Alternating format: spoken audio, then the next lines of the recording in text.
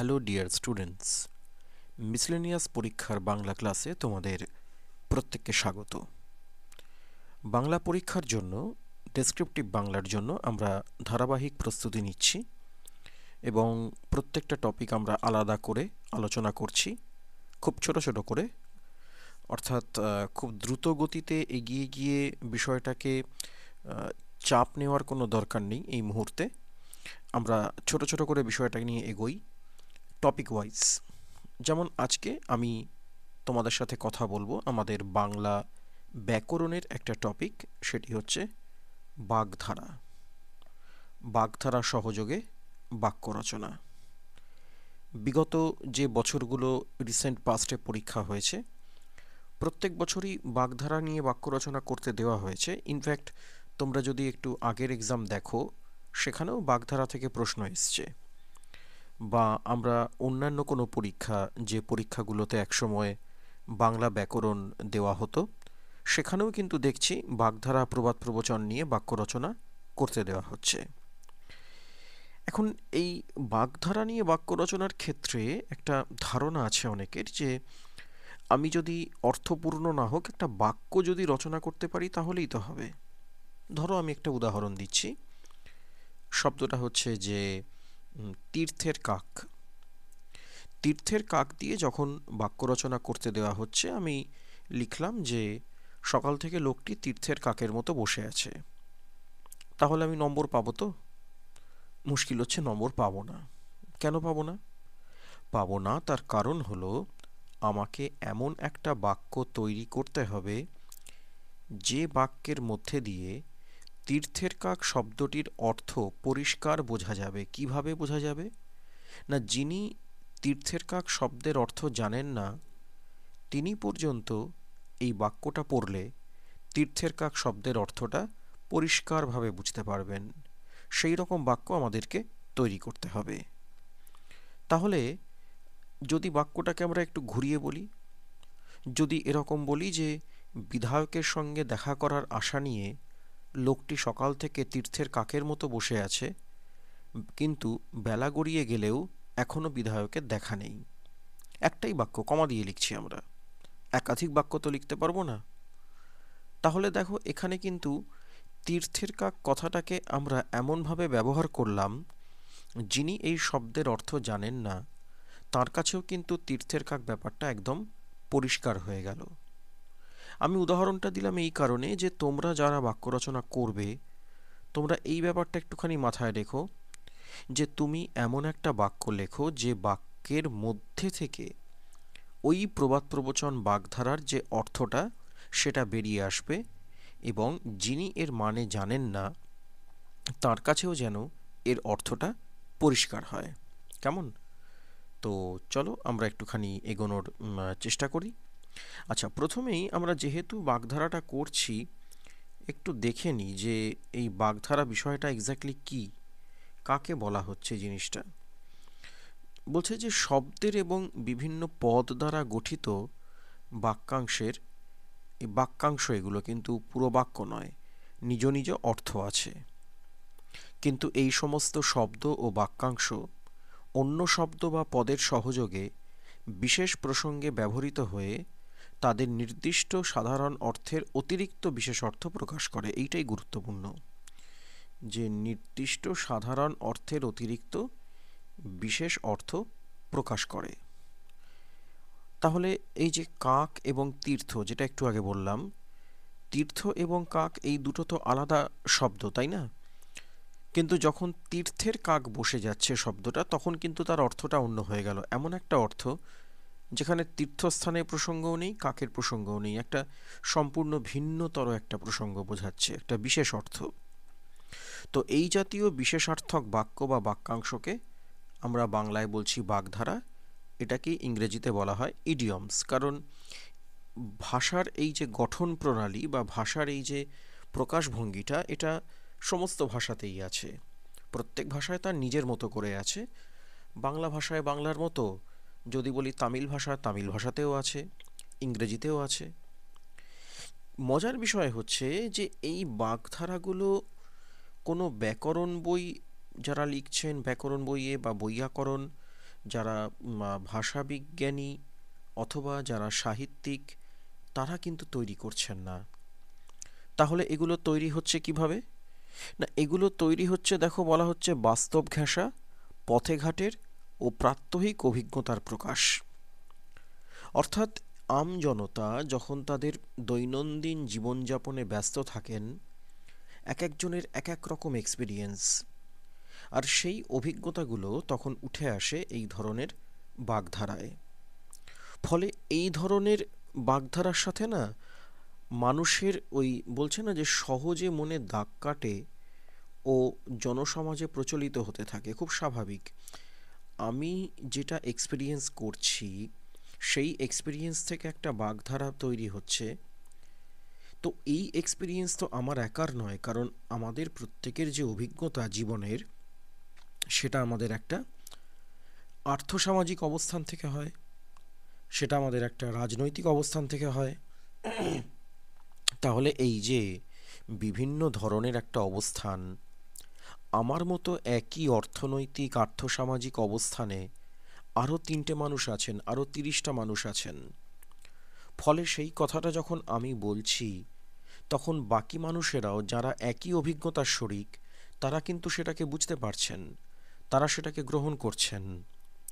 সেই কারণে জনসমাজে এটা প্রচলিত হতে থাকে। যেমন আমি একটা ছোট্ট উদাহরণ দিচ্ছি আরেকটা। ধরো, পাকা ধানে মই দেওয়া খুব প্রচলিত একটা কথা। আমরা যখন কখন বলি যে, এবং একটা জিনিস লক্ষ্য করবে, আজকে আমরা পরীক্ষার জন্য বাগধারা রচনা করছি ঠিকই, অথচ আমরা আমাদের ডেলি লাইফে আমাদের অজান্তেই কিন্তু এই ধরনের বাগধারাকে ব্যবহার করি। তখন খেয়ালও করি না যে একটা বাগধারা ব্যবহার করছি, অত কিছু ভাবি না, কিন্তু করছি তো। তো আমরা এমনি চলতি কথাতেই বলি যে, দেখো ভাই, আমি তোমার আহ, কি পাকা ধানে মই দিয়েছি যে তুমি আমার এত বড় ক্ষতিটা করলে।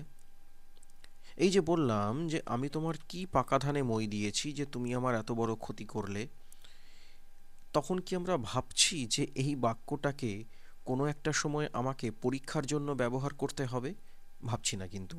সত্যি ভাবা সম্ভব নয়। তাহলে তো জীবনে প্রত্যেকটা ক্ষেত্রে যা করব সবগুলো পরীক্ষা পারপাসে কিভাবে কাজে লাগবে এই ভেবে এগোতে হবে, সেটা একটা অবাস্তব বিষয় হয়। কিন্তু আমি যে কারণে এই বাগধারাটা উল্লেখ করলাম, পাকা ধানে মই দেওয়া, এটা কিন্তু অভিজ্ঞতা থেকে এসছে, এক্সপিরিয়েন্স থেকে এসছে। কীরকম এক্সপিরিয়েন্স? কৃষিভিত্তিক সমাজ, কৃষিজীবী সমাজ, যখন সেই কৃষিকাজ করা হয়, তোমরা অনেকেই হয়তো জানো, আমার চেয়ে অনেক ভালোই জানো সেটা, যে জমিতে লাঙল দেওয়ার পরে তখন কিন্তু মই চালনা করা হয়। কেমন মই চালনা করা হয়? কেন? যাতে ফসলটা ভালো উৎপন্ন হয়, মাটিটা যাতে ঠিকঠাক হয়, সেই কারণে। তার মানে চাষের গোড়ার দিকে, চাষের শুরুতে জমিতে যে মই চালনা করা হচ্ছে, এটা কিন্তু ইতিবাচক। কিন্তু যখন ফসল পেকে গেল, ধান এবার ঘরে তোলার সময়, ফসল কাটার সময় কৃষকের তার দু চোখ ভরে স্বপ্ন, তার আশা যে ধান গোলায় তুলবেন, এবং একজন কৃষকের কাছে ধান তো শুধু তার অর্থনৈতিক সংস্থান নয়, এখান থেকে তিনি রুটি রুজির সংস্থান করছেন, এটাই একমাত্র নয়। ধানের সাথে তার কিন্তু ইমোশন, আবেগ জড়িয়ে রয়েছে। মা লক্ষ্মী তার ঘরে আসছেন বলে তিনি মনে করেন। এক্ষেত্রে কিন্তু এই যে কৃষকের ধানকে মা লক্ষ্মী রূপে দেখা, তোমরা বিভিন্ন সাহিত্য বা বিভিন্ন লেখাতে নিশ্চয়ই দেখেছো বা দেখবে। এখানে কিন্তু হিন্দু মুসলমানের কোনো ভেদ নেই। এটা একটা আপামর কৃষিভিত্তিক যে সমাজ, সেই সমাজের একটা আবেগের বিষয়। কোনো সাম্প্রদায়িকতা এখানে অন্তত প্রবেশ করতে পারেনি। তো যাই হোক, যেটা বলছিলাম যে যখন ফসল চাষের শুরুর দিক, তখন জমিতে মই দেওয়া ভালো। কিন্তু যখন ফসল পেকে গেছে, এবার ঘরে তুলতে হবে, গোলায় তুলবেন গ্রাম বাংলার মানুষ, তখন যদি কেউ গোপনে, মূলত গোপনেই এটা করা হয়, সেই জমির ওপর দিয়ে মই চালিয়ে দেয়, তাহলে কিন্তু ভয়ঙ্করভাবে ক্ষতি হয় ফসলের। সব ধান ঝরে যায়। কৃষক কিন্তু আর একটি ধানও তার ঘরে তুলতে পারেন না। ফলে এই যে ঘটনাটা ঘটছে, এই ঘটনাটার জন্য বলা হচ্ছে পাকা ধানে মই দেওয়া। অর্থাৎ আমি যখন পুরো কাজটা গুছিয়ে এনেছিলাম শেষ পর্যন্ত, আরেকটু হলেই কাজটা সফল হয়ে যেত, শেষ মুহূর্তে সে একটা ক্ষতি করা হলো। ওই যে পাকা ধানে মই দেওয়ার কথা বলা হচ্ছে, তার মানে ধান পেকে গেছে, এবার ঘরে তোলা হবে, সেই সময় এসে ক্ষতি করা হলো, সেই কারণে বলা হচ্ছে পাকা ধানে মই দেওয়া। এবার যখন এই প্রবাদ বাক্যটা মানে এই বাগধারাটা যখন সৃষ্টি হয়েছে, কোনো একজন মানুষের মুখ থেকেই তো সৃষ্টি হয়েছে। এটা কিন্তু আর্টিফিশিয়ালি, কৃত্রিমভাবে বসে ভেবে তিনি বের করেছেন তা নয় কিন্তু। তিনি কিন্তু তার স্বাভাবিক যে স্বতঃস্ফূর্ততা, সেই স্বতঃস্ফূর্ততাতেই এই ধরনের কথা বলেছেন। এবং এই আবেগটা ছিল সম্পূর্ণভাবে সেই মানুষটির ব্যক্তিগত। কিন্তু তার চারপাশে কৃষিজীবী সমাজের বাকি যে মানুষেরা ছিলেন, তারা কিন্তু তার আবেগটার শরিক হলেন, তাই না? তারা কিন্তু তার আবেগের একটা অংশ হলেন। এবং তারা তার আবেগের অংশ হলেন বলেই তারা কি করছেন, তারা এই যে আবেগটা, এটাকে সহজে তারা ধরতে পারছেন। অতএব তার সাথে নিজেদের একটা একাত্মতা অনুভব করছেন। সুতরাং এই যে সাধারণ মানুষের মধ্যে দাগ কেটে যায়, জনসমাজে প্রচলিত হতে থাকে, তার কারণটাই এটা যে এগুলো স্কুল কলেজের ক্লাসরুমে বসে শেখা বা তৈরি করার বিষয় নয়, দৈনন্দিন জীবনচর্যার মধ্যে থেকে এই বিষয়টা উঠে আসছে। তাহলে আশা করি এর থিওরিটিক্যাল পার্টটা তোমাদের একটু বোঝাতে পারলাম। যদিও থিওরি তোমাদের লিখতে দেবে না, কিন্তু একটা বিষয় তৈরি করতে যাচ্ছ, সেখানে একদমই পুরো তত্ত্বটা জানবে না সেটা তো হয় না, একটু জানলে বরং তোমাদের নিজেদের লিখতেই সুবিধা হবে। তাহলে চলো আমরা এক এক করে কয়েকটা উদাহরণ একটু দেখে নিই। আজকের ক্লাসে কিছু উদাহরণ দেখব, পরবর্তীকালে এই বাগধারা নিয়ে আরও কিছু ক্লাস আসবে, পরপর ক্লাস আসবে, তখন আমরা কিন্তু আরও বেশ কিছু এই বাগধারার উদাহরণ সেখানে দেব।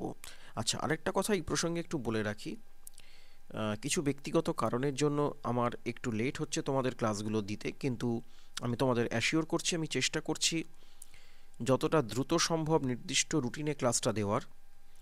ইনস্টিটিউটের তরফ থেকে আমাকে ক্লাসের শিডিউল দিয়ে দেওয়া হয়েছে, কিন্তু আমি যে দিতে পারছি না নির্দিষ্ট সময়ে, সেটা সম্পূর্ণই আমার দিক থেকেই সমস্যা। তো একটু তোমরা কোঅপারেট করো। ডেফিনেটলি আমি প্রত্যেকটা টপিক এইভাবে ধরে ধরেই আলোচনা করব, যথেষ্ট পরিমাণে প্র্যাকটিস করব, কিন্তু একটু আমরা সময় নিচ্ছি, মানে আমি ব্যক্তিগতভাবে একটু সময় নিচ্ছি। অবশ্যই আমরা পুরো যা কিছু রয়েছে সেগুলোকে পরীক্ষা পর্যন্ত এগিয়ে নিয়ে যাব। তো ঠিক আছে, চলো তাহলে আজকে কয়েকটা বাক্য আমরা একটু দেখে নিই। চলো দেখি কি বলছে। প্রথমটা বলছে অহিনকুল সম্পর্ক। আচ্ছা, এখানে আমি ব্র্যাকেটে অর্থটা লিখে দিয়েছি একটাই কারণে, যাতে তোমাদের বুঝতে সুবিধা হয়। কিন্তু তোমরা যখন পরীক্ষাতে উত্তর লিখবে, ব্র্যাকেটে কোনো ধরনের অর্থ সেখানে উল্লেখ করবে না। তাহলে কিভাবে লিখবে? ধরো এটা হচ্ছে 4 নম্বর প্রশ্ন, মার্জিনে নাম্বার 4 লিখলে, অহিনকুল সম্পর্ক কথাটাকে লিখলে, ড্যাশ দিয়ে এই যে বাক্যটা লেখা আছে বাক্যটা লিখলে, লিখে বাক্যটার মধ্যে যেখানে অহিনকুল সম্পর্ক কথাটি রয়েছে সেটাকে আন্ডারলাইন করে দাও। হ্যাঁ, আমার এখানে সুবিধা ছিল বলে আমি কম্পোজ করার সময় বোল্ডও করেছি, আন্ডারলাইন করেছি, তোমাদের দরকার নেই, তোমরা অনলি আন্ডারলাইন, শুধু আন্ডারলাইন করলেই কিন্তু হয়ে যাবে। অর্থ লিখবে না ব্র্যাকেটে। কেন লিখবে অর্থ? আমরা যখন ছোটবেলায় বাক্য রচনা করেছি, মনে করে দেখো, ক্লাস 2, 3, 1, 2, 3-তে গাছ দিয়ে বাক্য রচনা করো, জল দিয়ে বাক্য রচনা করো, আমরা কি ব্র্যাকেটে অর্থ লিখে দিতাম? জল দিয়ে বাক্য রচনা করতে দিলে তরল, পানীয় বিশেষ, জীবনের একক ইত্যাদি কিছু কি বলতাম? বলতাম না তো। কেন বলবো? বলার তো কোনো প্রয়োজন নেই। আমি এমন বাক্য রচনা করব যেখানে বাক্যের মধ্যে থেকেই এর অর্থ কি রয়েছে সেটা পরিষ্কার বোঝা যাবে। কিন্তু এখানে আবারও বলছি, এখানে আমি লিখে দিয়েছি যাতে তোমাদের বুঝতে সুবিধা হয়, তোমরা খাতায় নোট করে নেবে, এবং এই অর্থগুলো যদি তোমাদের জানা থাকে তাহলে পরীক্ষায় বাক্য রচনা করতে গেলেও কিন্তু অসুবিধা হবে না। তো অহিনকুল সম্পর্ক কি বলছে? ঘোরতর শত্রুতা। আমরা বাক্য কি বলছি?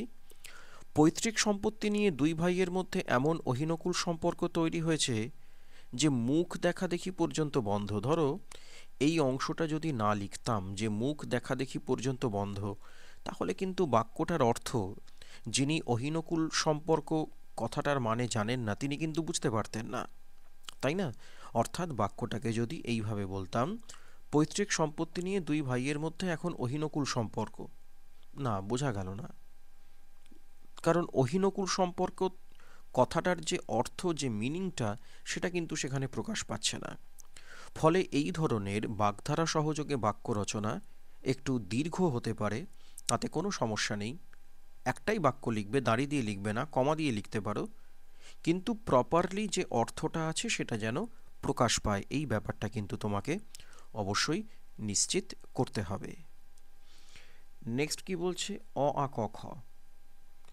তাহলে একটা ভাষা শেখা যখন শুরু হয় তখন তো আমরা বলি অ আ ক খ ইত্যাদি শিখি। সুতরাং অ আ ক খ কথাটাকে যে কোনো বিষয়ের প্রাথমিক জ্ঞান হিসেবে ধরা হচ্ছে। আমরা বাক্য কি বলছি? সাহিত্যের অ আ ক খ না জেনেও রমেনবাবু নিজেকে এক বড় সাহিত্য সমালোচক মনে করেন।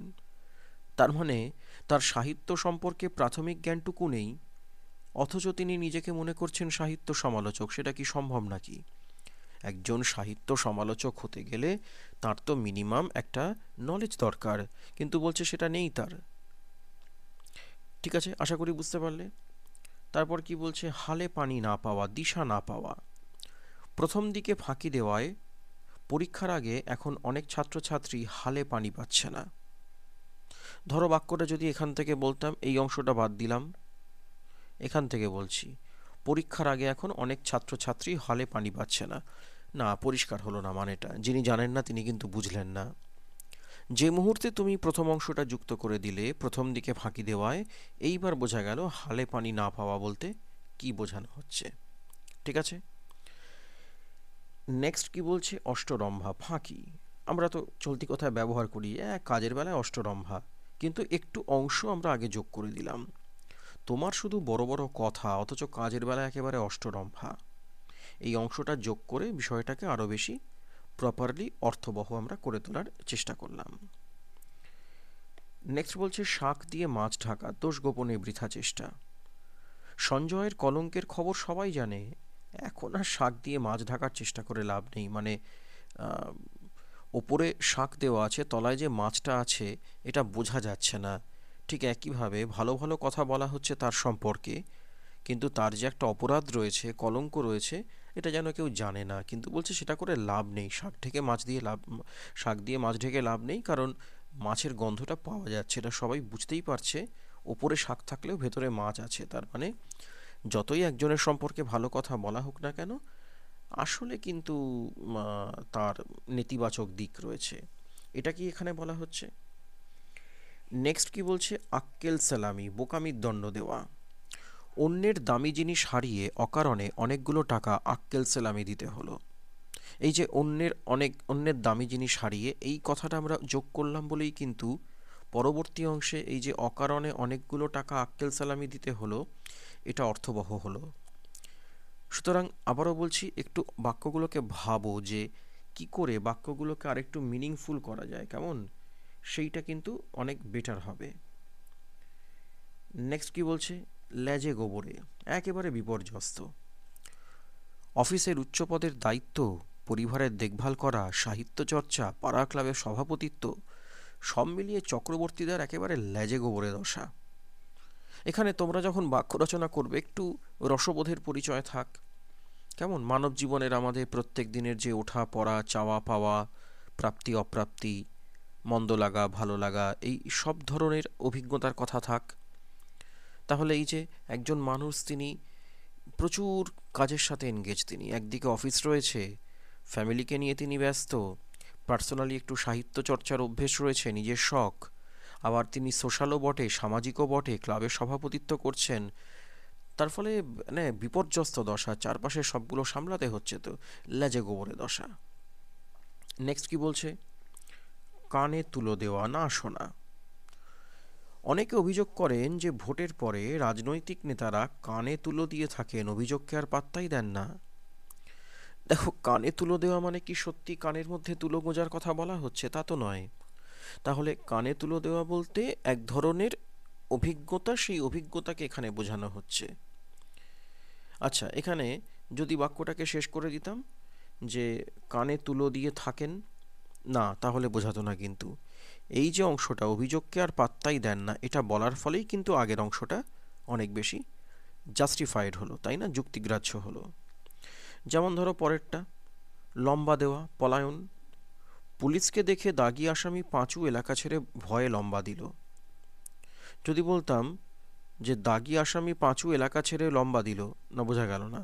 এই যে পুলিশকে দেখে কথাটা বলা হয়েছে, এইবার কথাটার মানে বোঝা যাচ্ছে কিন্তু।